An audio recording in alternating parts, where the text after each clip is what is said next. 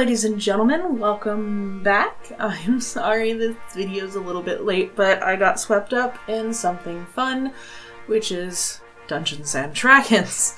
For my husband's birthday a while ago, he wanted to run a D&D game, and we got a bunch of friends involved, and I am playing a character named Yulalis Baron. He is a bard, artificer, gnome. And I wanted to kind of go through the designing of his character and some fun stuff about him because I'm a little obsessed. And honestly, at the end of this video, there's a really good piece of art that I'm super duper proud of and I want everyone to see. But I felt like it would be good to start by looking at where I kind of started with my ideas with him. So we started this game at level 3, and Mr. Yulalis here has 2 levels in Artificer and 1 level in Bard.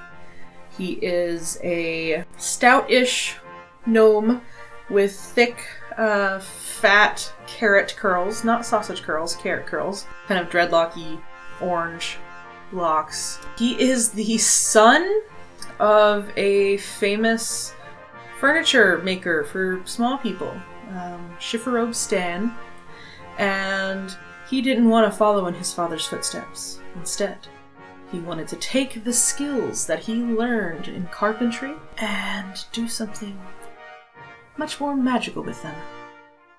He wanted to use those skills and his developed skills as a bard for his puppets.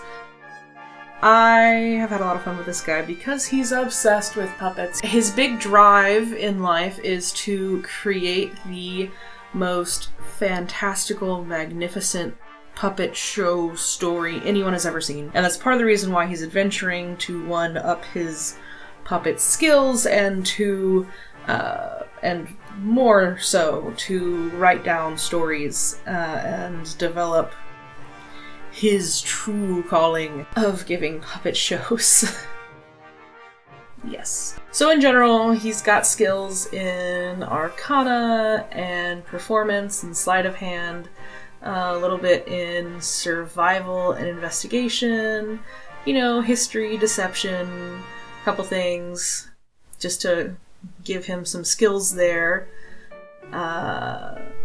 And as we started his story, he had not yet developed any of his wonderful artificer tools, mostly because I got carried away with his character and having fun with that I forgot that, he could make stuff, and that was like the point of his character. So I went through and developed some of his things. As an artificer, you have magical tinkering, where you can take a tiny object and give it some magical stuff. And in this week's game, we've played twice now, he took a rock and made it a screaming rock and flung it at a bunch of goblins to try and give warning to everybody around them, and it just was a continuously screaming rock. Moving forward, instead of it being a rock, I'm going to give him a small severed puppet head that will open its mouth and begin screaming or speaking or whatever he decides to do. And another one that he made and didn't get to use was a basically stink bomb, and used the idea of a little wooden pig that farts out a terribly disgusting stink cloud. I had to think about the most terrible smell I could think of, and for me that has to be horse's hooves that are infected with thrush. I smelled that one time in my life, and it has since then been just set in my mind as the most vile smell I can think of. And if you've never smelled it, be glad. He also has the ability to infuse items. Again, I got to the second game, and I forgot that he could do that until afterwards. So as we go into the third game, he's going to have these things. One thing is he's going to have a bag of holding, which of course for him has giant googly puppet eyes and little floppy arms. I had fun designing that because it's adorable. And as you're probably noticing, this is going to be a lot of really silly dumb stuff because it's kind of fun to have a puppet obsessed guy. And he's kind of in a serious game, so there's going to be a lot of weird juxtaposition. Anyway, so he's got a bag of holding that's a giant backpack with big googly eyes on top, and I love it. Then he also has his light crossbow, which he's infused with repeating shot. It's a +1 bonus to attack and damage with it when it is used to make a ranged attack, and it ignores the loading property if it has it. So It's nice also because... So there's that. So those are his 4 items, and then once we ended the second game, he got a level. And I weighed between giving him the level in Bard or giving him the level in Artificer, and I decided to go ahead and go to with Artificer for now. I need to level up his Bards, but with level 3 Artificer, you got some really cool stuff, including Punchy. This is Punchy. I love Punchy. He's super cute. Let me introduce you to Punchy. So Punchy is a Steel Defender. Basically, as an Artificer, you get to make a companion. And, you know, it doesn't really have personality necessarily. It's like a robot automaton sort of thing. And in the illustrations in the D&D manual, it looks like a giant steel mastiff, and it's really cool looking. But Eulalis wouldn't really have a big attack battle dog, so he has a puppet theater with 4 lion feet, delicately carved. Arms that turn into, like, the shutters, and a carved scary mouth that also doubles as the actual puppet theater. His name is Punchy, as in, like, Punch and Judy. He's awesome, like, really cool.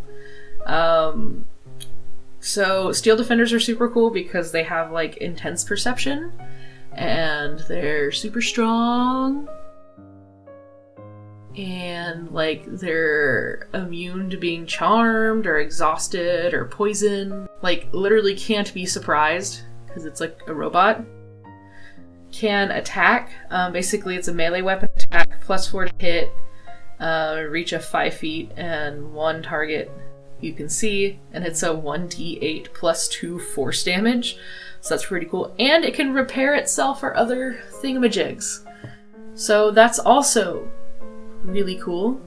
And as a reaction, this guy can basically cause you to have to re-roll, basically gives you disadvantage on an attack roll. What you're attacking is within 5 feet of him if it wants to. So basically he can just, like, ninja chop a hand in front of Eulalis or one of his friends and protect him from attacks. So that's cool. I'm not sure if Steel Defender right now is OP or not. I'm just super excited to have a walking theater because it's very much on brand with Eulalis and his ridiculousness. And I just am really amused at this idea of him sitting inside of it, just being really exhausted on their journey, and it's just like being lazy inside, letting Punchy do all the walking and the adventuring along with the party. One thing that's really funny about Punchy, especially as we get into this last artwork, which I'm very proud of, is he looks huge when compared to Eulalis, but Eulalis is like 2.5 feet tall. Punchy's only like 4.5, 5 feet tall. So yeah, he's actually, you know, a pretty small cabinet that's going to be walking along with the rest of our party, who are all, you know, elves and humans.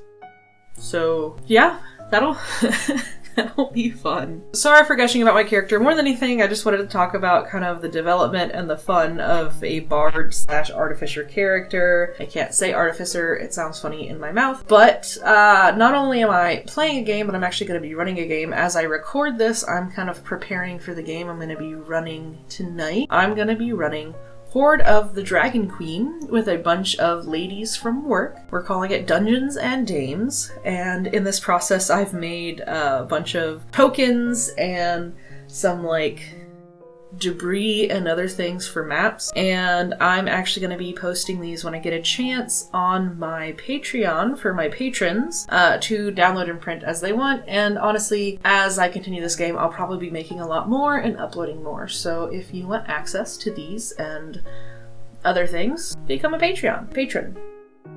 Become a patron on my Patreon. I always mix that up.